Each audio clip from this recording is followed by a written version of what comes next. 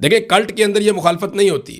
نواز شریف کے بچے نہیں بننا ہے, مریم نواز کے بچے نہیں بننا ہے, ذوالفقار علی بھٹو کے بعد بے نظیر بھٹو, پھر زرداری, اور اس کے بعد اس کا بچہ بلاول بھٹو, اور پھر اس کی بیٹی جو ہے وہ آصفہ بھٹو.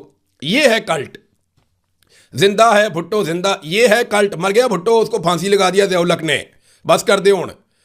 کلٹ یہ ہے کہ زندہ ہے بھٹو زندہ ہے, وہ ابھی بھی ہمیں دیکھتا ہے. وہاں سندھ میں ہم گئے, اندرون سندھ میں, لوگوں سے ہم نے پوچھا کہ یار بھٹو کی, وہ لوگ کہتے ہیں یہاں پہ کہانیاں مشہور ہے کہ الیکشن سے ایک رات پہلے بھٹو آتا ہے, اور یہاں پہ یہ کہانیاں مشہور ہیں کہ جناب بھٹو کا دیدار ہوتا ہے, بھٹو آتا ہے. تو وہ ایک کلٹ ہے نا, اس کو بولتے ہیں کلٹ, کہ سوچنے سمجھنے کی صلاحیت. بھٹو آ رہا ہے جی, زندہ بھٹو آ رہا ہے اور ووٹ ڈلوا رہا ہے.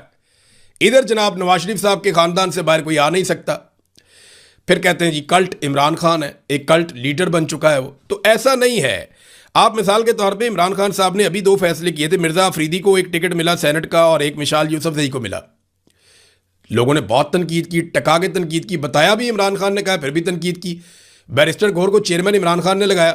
لوگ بیرسٹر گور کے ساتھ کیا کرتے ہیں, پاکستان تحریک انصاف کے لوگ, آپ اچھی طرح جانتے ہیں. علی امین گنڈا پور کو عمران خان نے وزیر اعلیٰ بنایا. جب نہیں پرفارم کر رہا تھا تو علی امین گنڈا پور کی لوگوں نے ایسی تیسی پھیر کر رکھ دی. تو یہ کلٹ نہیں ہے.